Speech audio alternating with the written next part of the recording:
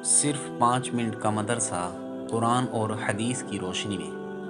Number 1، اسلامی تاریخ۔ حبشہ کے بادشاہ نجاشی کے نام دعوتی خط۔ رسول اللہ صلی اللہ علیہ وسلم نے عمرو بن امیہ رضی اللہ عنہ کے ذریعے حبشہ کے بادشاہ نجاشی کے پاس دعوتی خط بھیجے، جس میں توحید اور رسالت اور ایمان قبول کرنے کی دعوت اور حضرت عیسیٰ علیہ السلام کے بغیر باپ کے پیدا ہونے اور ان کی نبوت کا تذکرہ کیا، اور ایمان قبول کرنے پر دنیا و آخرت کی بھلائی و سلامتی کی خوشخبری سنائی۔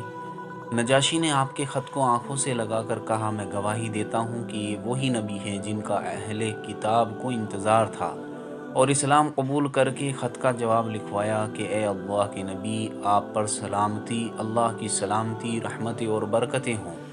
اس کے سوا کوئی معبود نہیں جس نے مجھے اسلام کی ہدایت فرمائی۔ آپ کا فرمان میرے پاس پہنچا۔ حضرت عیسیٰ علیہ السلام کے بارے میں جو کچھ آپ نے لکھا وہ بالکل درست ہے، وہ سچ ہے۔ آپ کے چچا زاد بھائی جعفر میرے پاس آرام سے ہیں۔ میں ان کے ہاتھ پر اللہ اور ان کے رسول کی فرمانبرداری کی بیعت کرتا ہوں، اور اپنے بیٹے ارحا کو آپ کی خدمت میں روانہ کر رہا ہوں۔ اگر آپ کی منشا ہو تو میں ضرور آپ کی خدمت میں حاضر ہوں گا۔ رجب المرجب سن 9 ہجری میں نجاشی نے وفات پائی۔ نمبر 2، اللہ کی قدرت، ہوا اور پانی۔ اللہ تعالیٰ نے اپنی قدرت سے ہوا کو پیدا فرمایا، جو ہر جاندار کے لیے نہایت ہی ضروری چیز ہے۔ اگر ہوا نہ ہوتی تو خشکی کے سارے جانور زندہ نہ رہ پاتے۔ ہوا کی وجہ سے بدن کی حرارت معتدل رہتی ہے۔ اسی طرح اللہ تعالیٰ نے پانی کو پیدا فرمایا، یہ بھی جانداروں کے لیے اہم و ضروری چیز ہے۔ یہ اللہ تعالیٰ کی کیسی عجیب قدرت ہے کہ خشکی کے جانوروں کو ایسا بنایا کہ بغیر ہوا کے وہ زندہ نہیں رہ سکتے، اور پانی کے رہنے والے جانوروں کو ایسا بنایا کہ بغیر پانی کے وہ زندہ نہیں رہ سکتے۔ نمبر 3، ایک فرض کے بارے میں، رکوع اور سجدہ اچھی طرح کرنا۔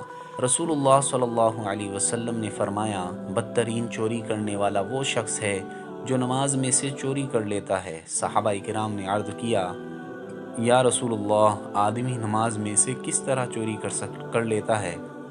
ارشاد فرمایا، وہ رکوع اور سجدے اچھی طرح نہیں کرتا۔ فائدہ: رکوع اور سجدے اچھی طرح نہ کرنے کو حضور صلی اللہ علیہ وسلم نے چوری بتایا ہے، اس لیے رکوع اور سجدے کو اچھی طرح اطمینان سے ادا کرنا ہے۔ نمبر 4، سنت کے بارے میں، نئے کپڑے کس دن سے پہننا شروع کریں؟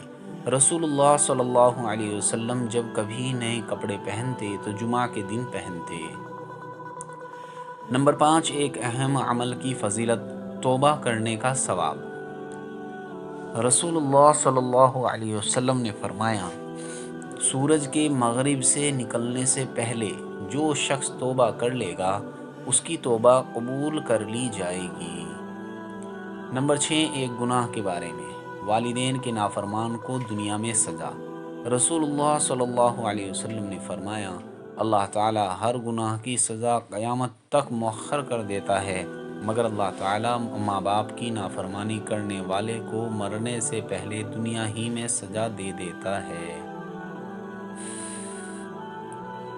نمبر 7، دنیا کے بارے میں، دنیا سے بچو۔ رسول اللہ صلی اللہ علیہ وسلم نے فرمایا، یہ دنیا میرے سامنے ظاہر ہوئی تو میں نے اس سے کہا، تو مجھ سے دور ہٹ جا۔ پھر وہ جاتے ہوئے کہنے لگی، آپ تو مجھ سے بچ گئے ہیں، مگر آپ کے بعد آنے والے مجھ سے نہ بچ سکیں گے۔